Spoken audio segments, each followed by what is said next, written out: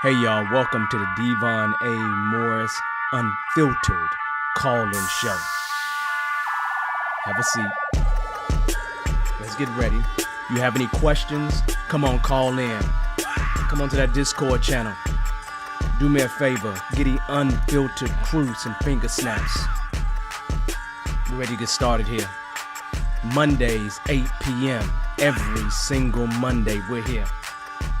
I'm excited about it. Are you? Let's get this show started, y'all. The greatest Scrum show on earth. I'll see y'all soon. Enjoy.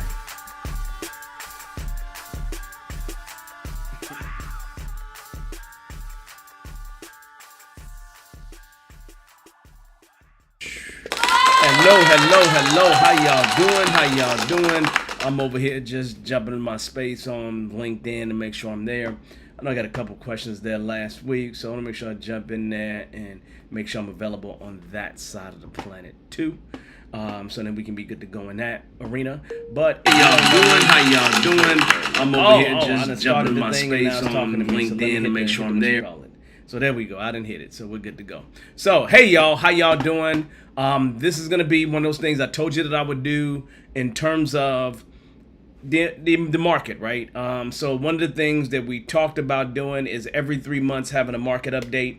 And today we're gonna talk about the job market, agile employment trends. Just the July update. We did this back in April. One of the things that I am realizing though is I'm a month off from it, right? The latest data came out in May, and I think that this is something we probably could have did in June. But anyway, the point is I may just do it in the next couple months just to let you know. But we'll talk about that in a moment. If you don't know me, my name is Devon Morris. I'm pretty much your guide on this journey. I've been around the Scrum thing for a long time, so I'm here to really answer your questions. So let's see what's going on this week. Do me a favor, say hi in the chat. As usual, I'll get some shout outs once we talk about the topic. What normally happens for us is about, I'm going to say about 15, 20 minutes it takes us to do the topic. So about 5 minutes after we start that. Sometimes I go much longer. It really depends on the topic and how much information is in that topic. I don't just stop at a particular time. Then once we're done with that, then we open the floor for any questions that you may have, right? Any questions you have related to Scrum, entrepreneurship, Agile, Lean, all those kind of things that I may be able to help you with. If I can help you, for certainly, I will do my best to answer your question, right? So come on in, get yourself a nice little drink, get yourself relaxed. This week, there's not a whole lot going on. This is holiday week, right? Every client that I've ever been at, when this kind of week comes where like Thursday is a holiday, everybody just starts slowing down, right? You probably experienced that as well. People just slowing down at work, and then they're going to have a 4-day weekend, and the July 3rd, nobody's doing nothing, 4th, 5th, 6th, 7th, and then people will try to get back to work on the 8th. So it's almost like literally 5 days people will just kind of be like this, slowing down, and then they'll ramp back up really hard on Monday. So that's just kind of the way that it is. It just is what it is. You can't really get around it. Let me say, hey, Google, stop the music. If I don't do that, Google will all of a sudden start playing diss tracks. And, the recent rap beef, I'm listening to those songs, right? So anyway, K-Dot is my guy. So if you don't know that, K-Dot is my guy's peeps from Chicago, so I'm always going to support in some kind of way. So that being said, let's get into our topic for the day. Again, once we go through this topic, we will open the floor for any questions that you have and then kind of go from there. Let me see for my folks on LinkedIn. I really don't see anybody on LinkedIn. That's okay. I sent this out today. But I'm setting up for the next 2 or 3 weeks, so we're good to go. 2 weeks from now, I will not be on live. So next week we're going. Then the week of the 15th, July 15th, then I won't be live on that day. So just so you know, right? Let's see. I'll be someplace where I can't get to you. I mean, next week I'll be out of town, and I'll be able to get to you there. But the week after that, I won't have access to internet, so I can't really do the show. And I haven't found a suitable replacement yet. I haven't even looked for one yet, y'all, to be honest with you, right? I'm supposed to be doing interviews and stuff like that, but I just been busy doing all kinds of stuff. So, so that being said, I'm going to say hey to people over in LinkedIn. How you doing? I'm going to say hey to my people over in YouTube. I say hey to people over on Frank and Facebook as well, even though I don't check what's going on there. So once again, let's get into our topic for today. And this topic is one that we just kind of need to talk about to just kind of keep ourselves moving forward with some ideas here. And I got a different approach I want to take to this because I want to show you all how at least I look at things. So then you can see at least the depths that I go through, and I think it's going to be really simple. So first and foremost, if you remember, we talked about the U.S. employment situation. I still believe that it's absolutely true from the tea leaves that I receive, that there is a lot of organizations that have ramped back up and brought Agile folks back in, but that the established organizations that's been around Agile for a long period of time are treating Agile more like a commodity, treating it like just it's a part of the way we do business. And I found that there's growth in other areas, and I tend to be touching clients in non-traditional spaces, even though it's still IT work. It's classically software. It's other things that I'm touching that's not software that kind of falls under the Agile umbrella. But in the non-traditional spaces is kind of what I'm seeing. So we'll talk about that. I just want you to see a couple things and at least how I look at it. So I don't think that the situation has changed tremendously over the past 3 months. So there are a lot of people who are not, being, walked out of the job, right? But the other side of that is there is a lot of opportunity out there, and you just got to know where to look in terms of the opportunity. Now, when you look at where things are at in today's world, we have a 4% unemployment rate in the United States of America. This is as of May, right, 2024. This is the reason why I said to myself, we may need to do this in June, and then, if I would have did it in June, so I may need to jump out and do this starting September, because I think the next update will be, in this month, in July. Well, maybe in July or August, I'm not sure. I need to look out there. I'm not sure if they update every quarter, every 2 months. But whatever it is, I'm going to look out for it and see if I can make sure that we stay consistent here. Now, here's the deal. One of the things that you have to understand that it speaks about in terms of the unemployment or BLS, bulletin is non-farm payroll employment. So a lot of the data is based on surveys that they do, and this is specifically focused on the non-payroll employment. And there's been 272,000 jobs added in that past period. Now, the places where jobs have been added the most has been healthcare. Now, does that mean that that's a bunch of Scrum people? It does not mean that at all. They're not segmenting Scrum people out from these numbers. But you see 43K in the government, leisure and hospitality, that's 42K. Inside of leisure and hospitality is food services and drink places, that's 25K. Professional, scientific, technical services, that's 32K. That's probably where IT stands at in general. And then you have social assistance, 15K, and then you have retail at 13K. So we can see overall that there is movement. And in a lot of these places, these, when I think about a lot of these places, these are classically just non-traditional IT places in general in terms of jobs. Does every one of these places have IT? Yes, every one of them have IT. Every one of these places do some form of software development. Trust me, it definitely happens in every single one of these arenas. And so I would definitely, if I'm involved in IT, and that means I probably would look in that environment in these different industries. I'll go there first, and then I'll probably figure out ways to look more non-traditionally. So that just gives you a rough idea. Now, here's the deal. I spelled employment wrong, but that's okay. Here's the deal. The first employment trend that I really want to look at with you is I want to talk to you about how I look at this, and let's run through an example. One of the things is that you have to realize is that, the Scrum Master thing, it doesn't just sit out there as a big blip on anything that the United States is researching, right? It just kind of falls under another brand of names, right? And so when you really think about what a Scrum Master does, if you haven't, if you've been involved in the military, you've probably seen this before. Some of you may not be as familiar with this, but one of the things that I tend to look at, just so you all know, is something called ONET, right? It's the Occupational Information Network, something. I don't remember the exact name or the exact what the abbreviations stand for. But where we classically fall at is we fall under, at least Scrum Masters do, a lot Agile coaches, but the only thing that's really called out is Scrum Masters. If you look here, you will see under sample related job titles, the word Scrum Master, right?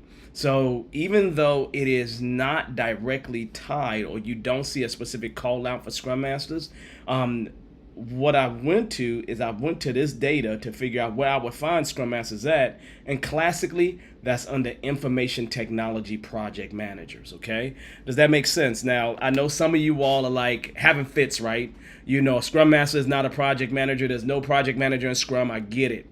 But the way we're categorized by the United States government is information project managers, technology project managers, so IT project managers, which makes sense. And you all know that there's always been an alignment between the PM role, the project management role, and Scrum Master. Many organizations have always thought of them the same. So in general, I would expect the government to lump them together just like everybody else does.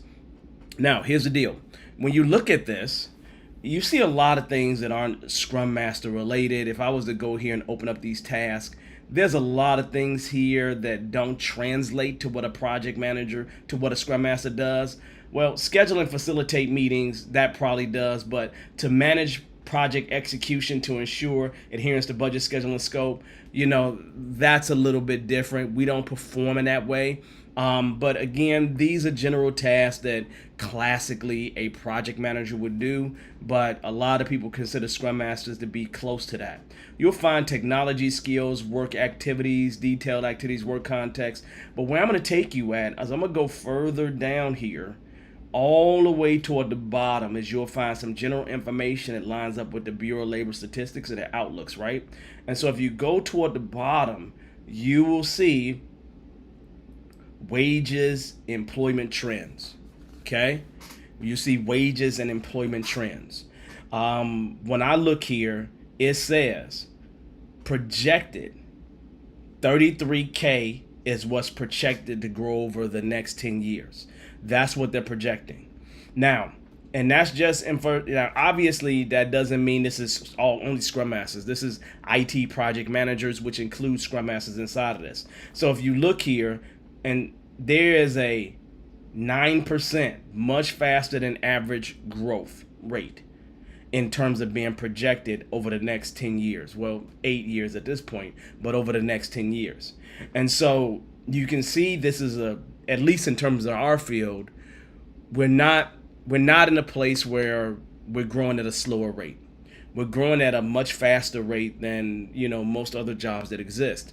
And it's important to know that, because if you want to have an idea on how the job looks for you for the future, this is a good way to look at it. This is how I got in IT. I literally got in IT by doing this, and then, you know, that brought me to software development, and then what ended up happening is that it took me to project management as well. And so I kind of look at these outlooks and try to plan my career based on these outlooks. And that's the reason why I got into IT in the first place, was because of the Bureau of Labor Statistics and their trends, occupational trends. Now, it doesn't stop there, because another thing that I want to make sure I point out to you is a few things that are important. One of these is regions. You know just as well as I do, regions have an impact. And so if I go here and I look at states, right? I go to states, and I'm just going to go to Texas since I'm in Texas, right? And, you know, I could go even more local than that, but I'm going to just click Texas. You know, I can see and get more information specifically about Texas, right? You know, on average, what people earn, you know, it says it's a little bit less. The cost of living is less in here in Texas. You look, you see the top 10% they make a little bit less as well. You can see what the outlook is. It just gives you a lot of great information in comparison. And then if you look at what I'm looking at, you can see these averages here, right? On the low end, you can see the median, you can see the 90 percentile. You can get all this information about this job. So if I go to Dallas Fort Worth, I can see on the low end, a Scrum Master would make $50,000. On the high end, a Scrum Master would make $173,000 in terms of this market. So I can specifically get down to a particular city, right? And I can get down to a particular market. So I think regions play a role. So if I go to a different place, like to the Midwest, and I just take a step back here, and I go to my absolute favorite city, that city of Chicago. I go down here and look at Illinois, right? So let me go ahead and change this up and go to Illinois and see how Illinois is looking here, right? So when I go to Illinois, I click go on that. I can specifically get what I see in Illinois. And I can see in Illinois, people are getting paid more money than in Texas, right? I can see that. That's great. That's good. As I go and I look at Chicago, which I expect Chicago to obviously be paid more money than any place else, right? Because it's a big city. I see 54K as being that low end, but I see 161 as being the top 10%. That doesn't sit well for me, right? Because the number for Texas at a high range was 173, and here we got 100. We topping out 161 for a place that costs more money to live in. And so as I look here, before I said to you, hey, regions are important, looking at all this information is super important, but you got to take a look and go into the details and look at the outlooks and see what you see. Once you see what you see, then it's just like, okay, this is where I want to be. So when I look at that, I say, hey, I don't really want to be in Chicago with a Scrum Master job. I wouldn't, right? Because it's a higher cost of living, and then the top range, or at least the top 10%, make less money, make $13,000 less money than folks in DFW, right? That doesn't sit well for me. So these are things that I look at and I think about in evaluating, where I want to be at, right? And so if I go ahead and look at another place I absolutely love, New York, love New York, right? So I'm going to New York.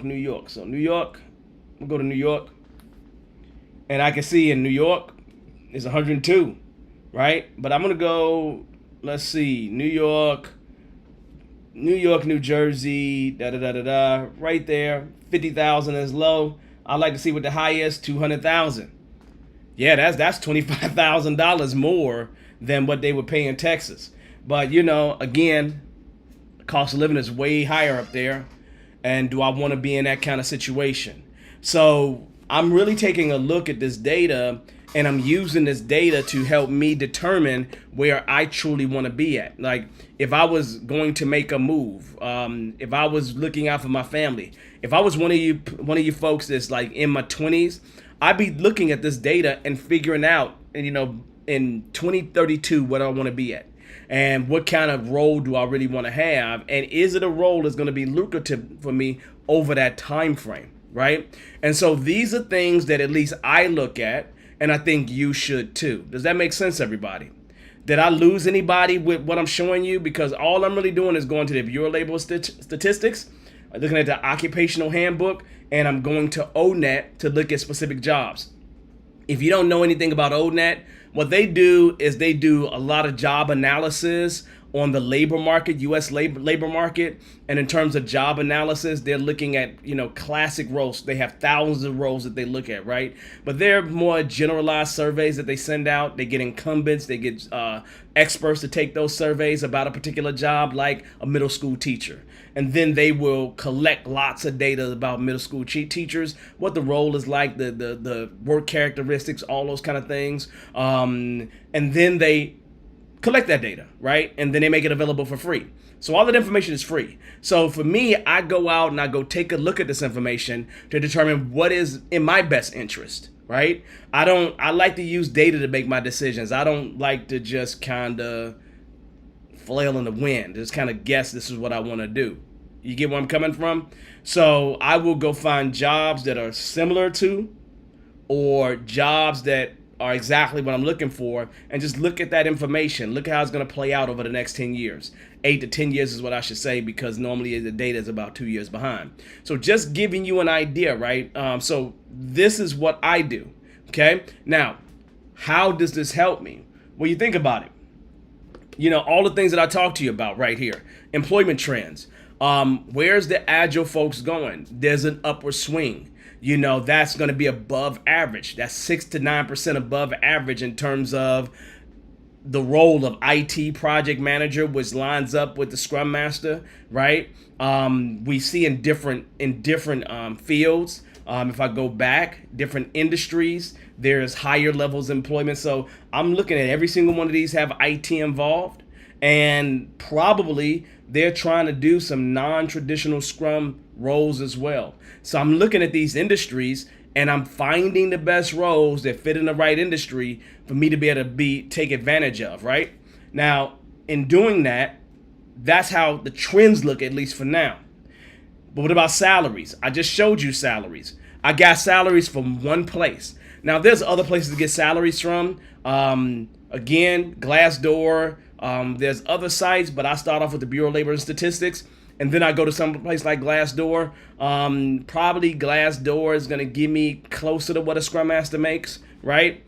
The reason why they probably are is because they get data directly from people who have been employed by these organizations. And lots of data from them. In terms of ONET, in terms of Bureau of Labor and Statistics, they are surveying people.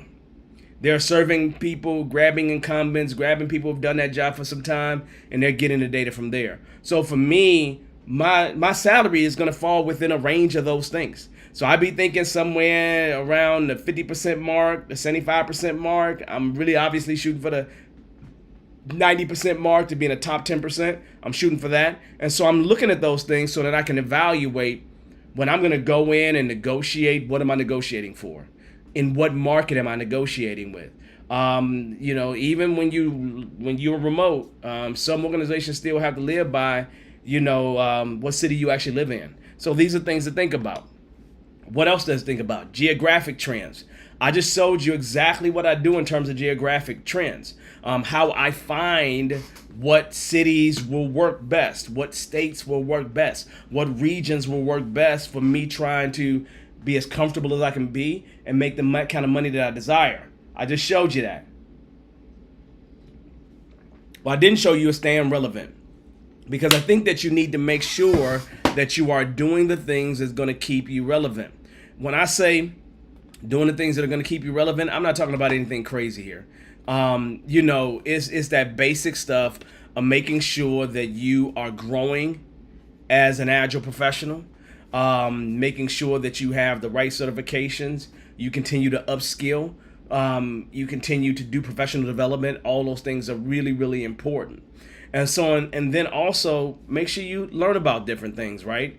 I know we show Scrum Master, but if you think about the role of product owner has become more crucial on most product development efforts in most Scrum teams. Some of you have been around Scrum for a period of time. 10 years ago, for you all as this in a room that's been around Scrum for 10 years, how important was the product owner 10 years ago, 5 years ago versus today, right? I definitely have seen an increase in importance of the product owner over time. And that's something that you can think about, right? You're not getting rid of project managers. So project managers with Agile experience is going to be extremely important, right? So learning those skills become crucial for you, right? 50% of the PMBOK is said to be Agile now, right? And this has been for years, right? They even have their own version of Agile certification. So it's a part of a lot of organizations, a lot of certifications that we have in today's world. But it's something that you need to sit back and you need to think about your situation, your family, right? What made me become a true career changer was I knew at some point I was going to have kids. And I wasn't going to be able to take care of kids take care of kids in the way that I wanted to as a social worker. I just wasn't going to, and that's not a down what social workers do. But I wasn't even a social worker. I was a counselor that didn't have all the credentials to be a counselor. So I was an in-home counselor, which means I getting paid, not much, right? And that's not the kind of life I wanted to have. Plus, people that were in those roles, they were unhappy after 10 years, so that just wasn't the future I was looking for. So I figured out what to make my future to be, and it's turned into a different kind of journey. It's led to software development. It led to project management. It led to Scrum. It also led to me becoming a certified Scrum trainer, right? And also led to me owning a business. So really, those kind of decisions that I made early on, again, looking at the Bureau of Labor Statistics, I remember looking at pieces of paper. You get all this stuff online. It's really nice. And using that as my guideline for where I was going. So, that's really all that I want to give you. That's really all to the update. I will let you all ask any questions that you have in terms of what I think about the job market. So if you want to ask questions, please drop them in the comments. You're welcome to join the show and actually join to talk to me about any questions that you have. Now, before I do that, let me tell you this last thing. Next week, what we're going to talk about is the hunt for non-traditional Scrum roles and finding employment. That will be our next week topic, right? I think this is a topic that someone brought up to me, and I want to bring it to the team, bring it to everybody so everybody benefits from it, right? So, that being said, what I want to do now is open the floor for any questions that you may have. You know how this works. You're welcome to join me live. If you want to join me live, the way to do that is to click on this link. Then I'll throw my headphones on at that point, and then we'll be able to deal accordingly. But let me go ahead and drop this link real quick. I have to copy it and all this other stuff, so give me just a second. Let me copy the link, put it on out there for you. Make sure you say hi so I can say hi back to you. Drop your highs in the comments. Give me a shout out so I can give you a shout back. Please do that. All right, so that being said, we've covered our topic. We know what we're going to do next week. That's always an interesting topic for me because it makes me dive a little bit deeper into numbers, and that's not usually the way we do things here, but I think it's important for people to have it. This is me getting some leucine in, some BCAAs, right? That muscle recovery situation, which is important, right? So let me say hi to everybody real quick. Shanita, how you doing? I see you over in LinkedIn. A lot of times you're over here on YouTube, so I don't know why you ain't on YouTube. So anyway, CT, how you doing? How's it going, brother? Nice to see you. Rajiv, what's going on? How's it going? We got a lot of work to do, Rajiv. D. Campbell, how you doing? Patrick, how's the weather in Chicago, man? How's the weather in Chicago? It was hot down here today. It got to like 101 down in Texas. I was in D.C. this weekend. It was hot there this weekend. Yeah, it was like 90s. It was hot. It was hot there, right? I was out there in the street. Got a little darker. But I was definitely outside, while I was in D.C., right? I got to go back and do some more work there. I got a daughter with an internship there, right? Okay. So, let's see. Who else is in the house? I said D. How you doing, D? How's it going? Shane, what's going on, Shane? How's it going, man?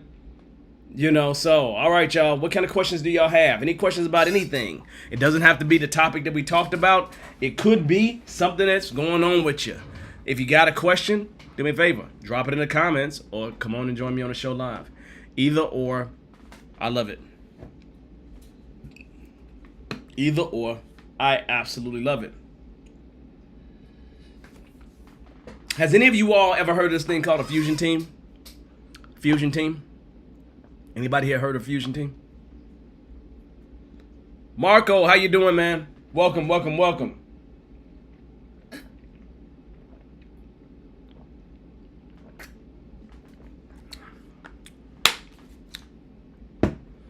All right. So yeah. It seems to be always a little toasty in these different places, but yeah. But hopefully you went to Lakeshore Drive and hung out a little bit, right? All right, so we got a question. So CT, what is one of the best methods, if any, in the United States to get a Scrum Master role and get a government clearance? Dude, I don't know how to get a government clearance, right? I really don't. That's something that I have never tried to do. Like I would not be a good person to talk to about that. And when I say, I think you're talking about security clearances.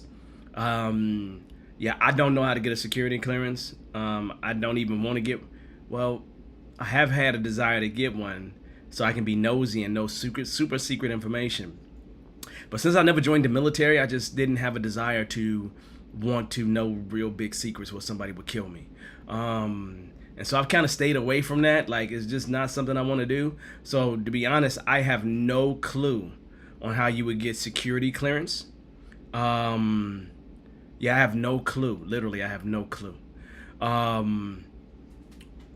In terms of getting a role, we're gonna talk about non-traditional roles next week, CT. It was your question realistically, so we're gonna talk about that next week. My statement is, I got the wrong one here. My statement clearly is though, I think you just gotta do the job. Oh, you know what, man? I think you should. Here's the deal. I always recommend people do brand and land. I have a guy named Bearded Eagle alumni, John Signo. He has a book called Brand and Land at this point, right? He was doing the classes. Right now, his demand is a little different. They're asking for something different. And so he's doing more heavier on that other stuff. But in terms of his book, I'm going to go find his book real quick, and I'll drop it in the chat. And then what I would say to you is this. Join one of his classes, because he does this 5-hour class that helps you to get your LinkedIn together. But I would say start off with the book. If you start off with the book, you will at least get a lot of the information that you need to kind of get started. So this right here is his book. I'm gonna get the link.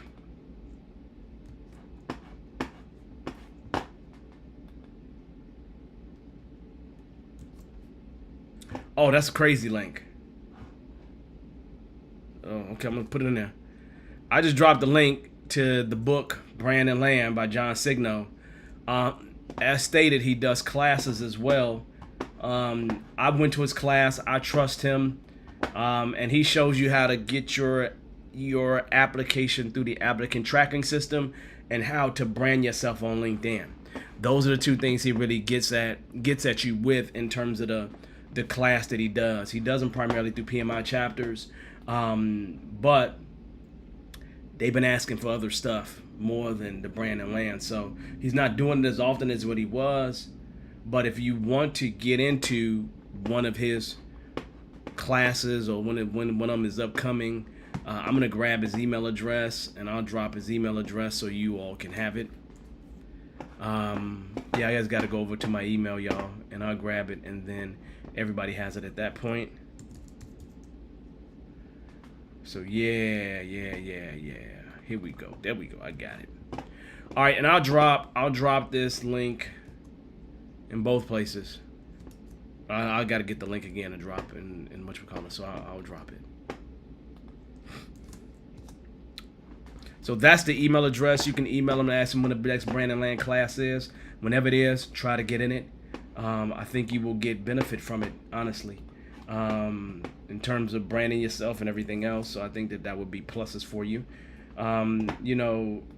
John, he sees Bearded Eagle alumni from like 2015, 2014, like when I first started doing training, like 2013, somewhere in that range. So we've been close for a long time. So I think that right there will be helpful for you, because I think a lot of times we're not getting ourselves through the ATS, the applicant tracking system. And if you don't get through that from big organizations, you probably don't have a shot, right? So make sure that you're able to get through the applicant tracking system. That's the first and foremost thing. Probably the biggest thing that I got out that class when I took it with him was the resume match to job description that he showed me. And that right there is important, because the higher percentage your match is for that job, obviously the higher the opportunity that you'll get through the ATS. And your objective is to get through the ATS initially so you can try to get at the interview, right? So I would say that right there is one of the most secure methods that I've seen, because I've seen a lot of people have success with that class and utilizing those skill sets to get a job, right? To get a job in the space they want to get a job in. The other thing I would say as a recommendation is, make sure you look at big companies. Big companies are usually the ones that will hire people that have less experience. Because they likely will have people with a lot of experience in there too. And so they're okay with, training people and getting people up to speed. When I think about my organizations, my first Scrum organization was State Farm, big. Then after that, Capital One, big. Then after that, USA, big. So, early on for my first, I'm going to say 3 to 5 years, it was between those companies. So big companies is always what I went after in the very beginning. They just felt more secure to me.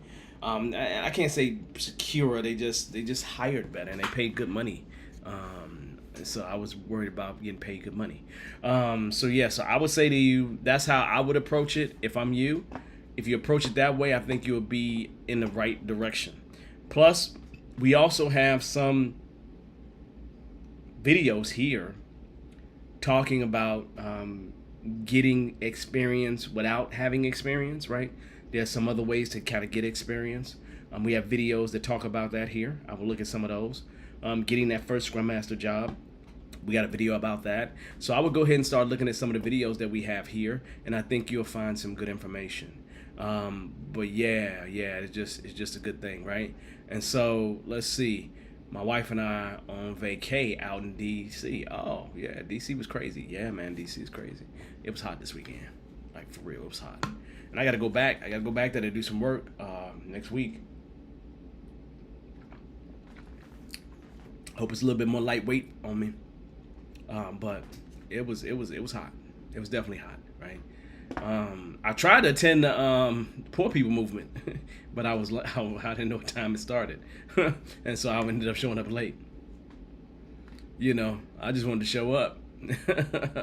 So anyway, all right, vague. So you haven't heard of fusion teams. I think I will talk about fusion teams to y'all, right? It's a concept presented by Gardner. I believe it's presented by Gardner, but I will make sure I have a conversation with you guys about that. Probably when I get back off of my little vacation. Let's see. AI is having a major effect on jobs now. Do you think in the long run that it will reduce the number of jobs out there? Do you think it will cause an organizational shift that leads to job growth? Yes and yes.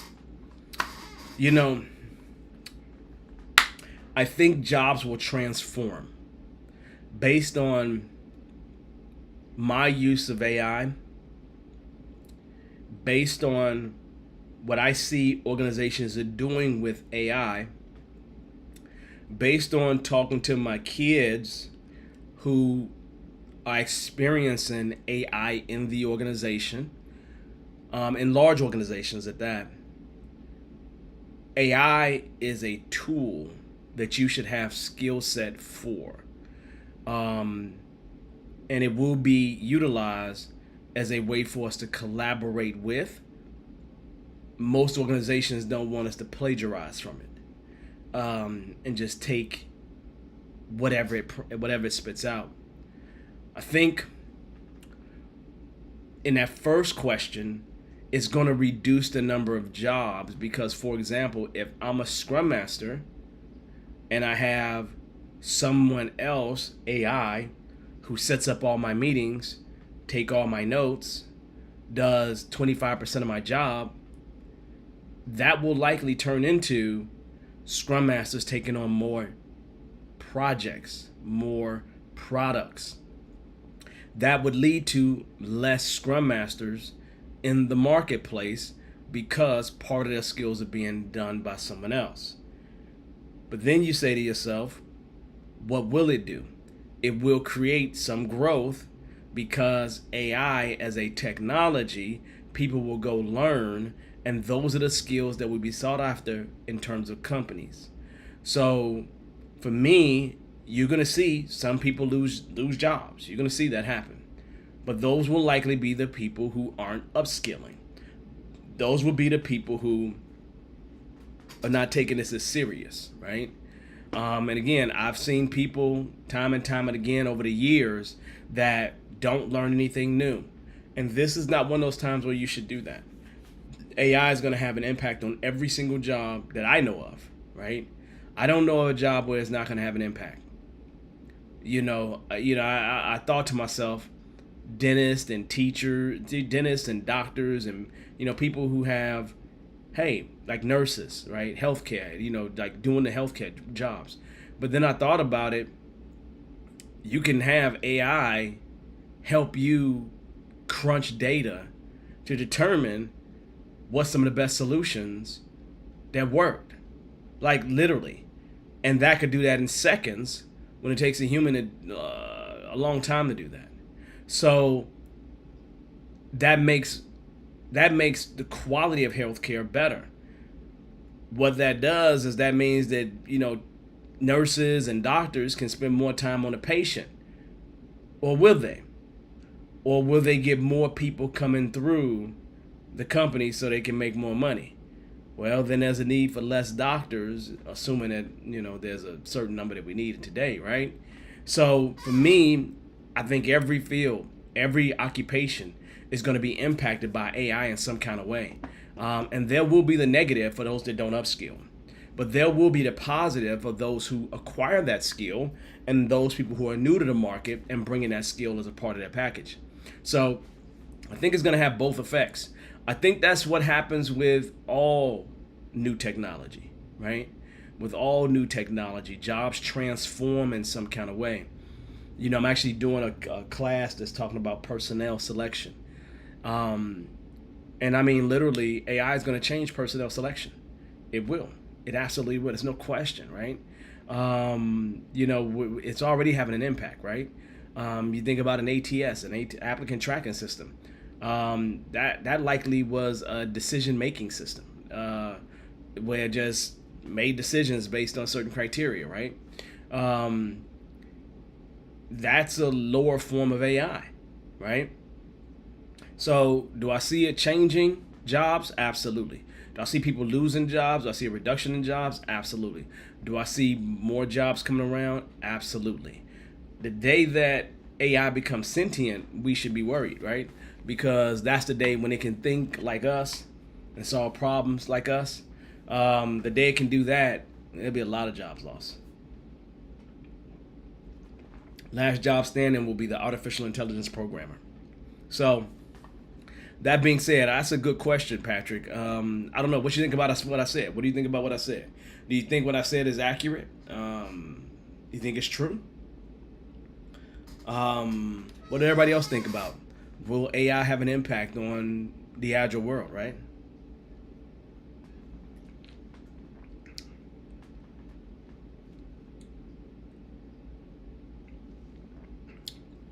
Let's see. D is throwing this out here. I'm still job searching. I attended John Signal's class. Resume looks good. However, I am not getting a lot of recruiter calls. Okay. I would agree with you. Networking is the key. I think networking is the best thing that you can do. D, if I was you, I would. Okay, so your resume look good. That means you're always ready. So as long as you're ready, you're good, right? If I'm you, I would make sure that I get myself engaged with the nearest Scrum user group. So D, what city are you in? Let me know. In DFW Scrum.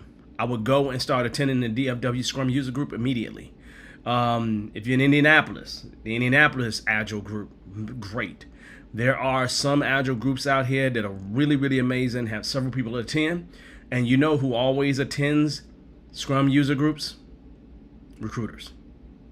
Like legitimately, headhunters, recruiters. There's always, every time I've ever went, there's always been one in the room, right? So in Atlanta, there should be a Scrum user group.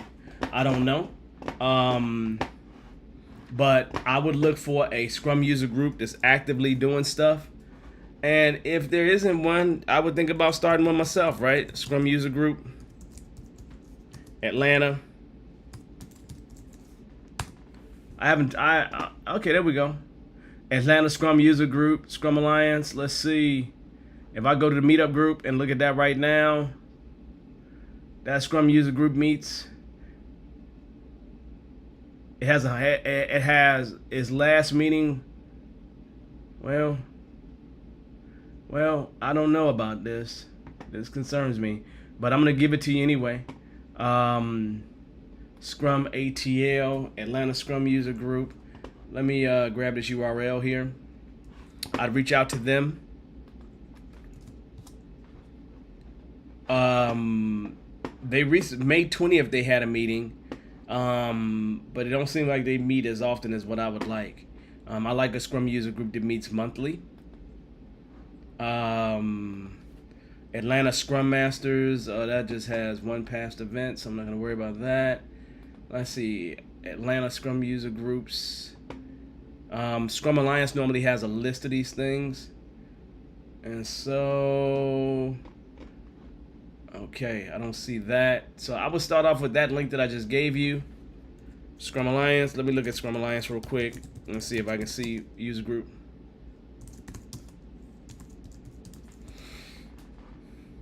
At Scrum Alliance, you can actually do a search for user groups. That doesn't say that they're going to be actively working, but here's a link I can give you for that. And then you just put in something like a city name or whatever. Here's the other thing I would say to you is a lot of people don't want to hear this, but I'm just going to say it anyway. I would go to a PMI chapter.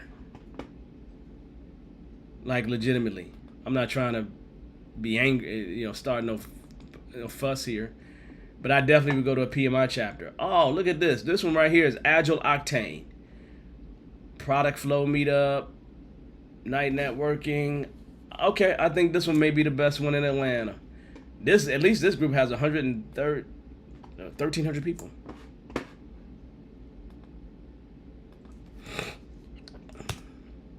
Agile Octane. They regularly meet via Zoom these days, so that's what it says on that. So I go to that one and just check them out. Yeah, so I think there's options available to you. But if I'm you, if I'm not getting the kind of space within this Agile thing, I would go ahead and go to PMI chapter. There's definitely a PMI Atlanta chapter, no question. And PMI always does something related to Agile as well. So no question on that one. So I go to PMI Atlanta and start networking through the Atlanta chapter as well. So, meeting people is what you need to do, and this is where you can start meeting some folks, right? So I'm gonna drop PMI Atlanta there. They always have, they just July 8th.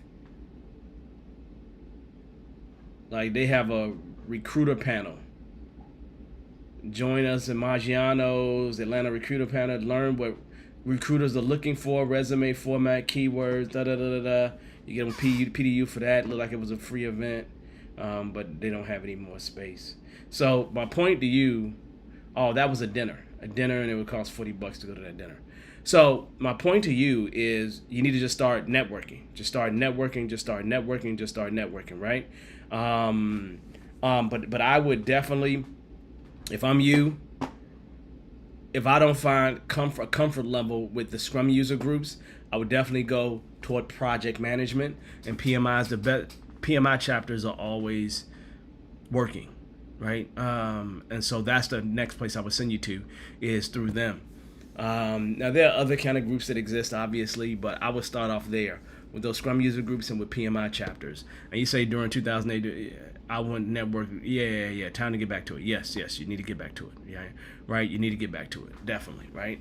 And one of the best ways to get to know people is to volunteer. Just to volunteer.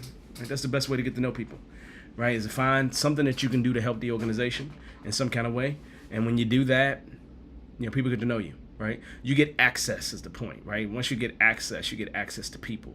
Getting access to people will give you more access to other people. So for me, I think that, any president would be happy for you to help them in some kind of way. any president of the chapter. So I would go ahead and start the network. Like, just think to yourself that networking is just part of what you need to just consistently do. Okay. Let's see. What did people say about this? Let's see. Patrick said, my experience is user shows up how it automates and reduces what used to be the main effort. Yeah. That's what AI will do. It's going to automate things and reduce some of the activities, right? Once the models get trained, there's only so much room for additional prompt engineers. Agreed. Agreed, right? So that's the reason why I say you can use it as a part of your job to help you do things faster. But what does that mean? That means you got to have skills at doing other things, because the stuff that you used to do is going to be gone away. So you just got to find ways to be helpful for organizations in general, and I think it will be good. So we're in agreement, man. I think we're in total agreement, Patrick. We're in complete agreement on that, right? AI is coming. Well, I can't say it's coming. AI is here, and it's not going anywhere, right? It really is here, and it's not going anywhere at all. So just know that. Just know that. That just is what it is, okay? So that being said, other questions that you all have. Those two was interesting questions, right? I think networking is super duper important. I mean, you can't, I don't know how you get around it. I mean, if I think about it, right? I got my State Farm job through networking. I got the Capital One job through networking. I got the USA job through networking. Like, legitimately. Like, that's how it happened. All because of people I ultimately met at some particular point in time. Like, seriously. So, and it's like I got the Allstate job. I mean, not Allstate, the State Farm job because I was pursuing project management stuff, right? And learn how to do plans. So, literally, and then that I found Scrum there, right? It wasn't I went there with a Scrum job, but then when I went to Capital One, it was a Scrum job, and that was a recommendation. And then when I went to USA, a guy called me and was like, "Hey man, just listen to the recruiter." And I was like, "Huh? I want to leave. I like Virginia." I realized that I liked Virginia at that point in time. I like almost any place I go, right? At that moment in time, I like any place that I go. I'm gonna tell you why I stopped liking DC, because they started charging me for bags. Like, they started charging me for bags, man. Like, they started charging you for bags. Like, they charge you for bags. And I just get so offended every time they're going to charge me for a bag. I just really do. I was like, you should include that in the price. So that'd be making me trip. I'd be falling apart because of that. All right, so Patrick says networking is definitely key. An easy way to meet and connect with folks is free webinars out there, right? Related to your field you're trying to break into. So jump into free webinars. Usually user groups are free. I don't think PMI stuff is free though. I don't think that stuff is free, right? I don't think that they actually really be putting on programs, right? So I would definitely, I get in all the free stuff that I can. I would, right? I really, really would. So that's nothing but goodness. Other questions, y'all. Other questions. I lost track of time. Only got a few more minutes to go. Any other thoughts from anyone here in terms of the topics that we talked about? Networking, AI, any thoughts on any of those topics? I'm into both, networking and AI. I mean, literally, you all, I have decided to jump back out there and get back to networking. Get back to maintaining my relationships that I once had. Kind of stopped because of the pandemic, and then I had a sick relative here, and all that just kind of put a kibosh on everything. Right, I just really wasn't interested. I just wasn't, and now I'm interested. So we're gonna keep it moving. We're gonna do our best to keep it moving. I should say that. All right, y'all. Well, I'm going to just say we probably should wrap it up then. That being said, just so I can remind you Next week, we're going to be talking about that hunt for non-traditional scrum roles and finding employment. We'll talk about that next week, right? We've had similar topics like this before, but I think this will be a good opportunity for us to dive in again. So on that note, you all, I think we're good to go. I'm going to say to you all, make sure you have an amazing week, right? Enjoy your holiday. Enjoy the holiday. Really, really enjoy the holiday. Get as much good time as you can in, especially with your family. And on that note, you all, peace. I'll see you on the 8th. Just remember the 15th. X-Nay. We're not going to have a show on that day. But I think on the 22nd, I'm going to talk about fusion teams. So I'm going to put that idea together real quick. So on that thought, you all have an amazing week. I will talk to you all soon. Have a good one. Peace.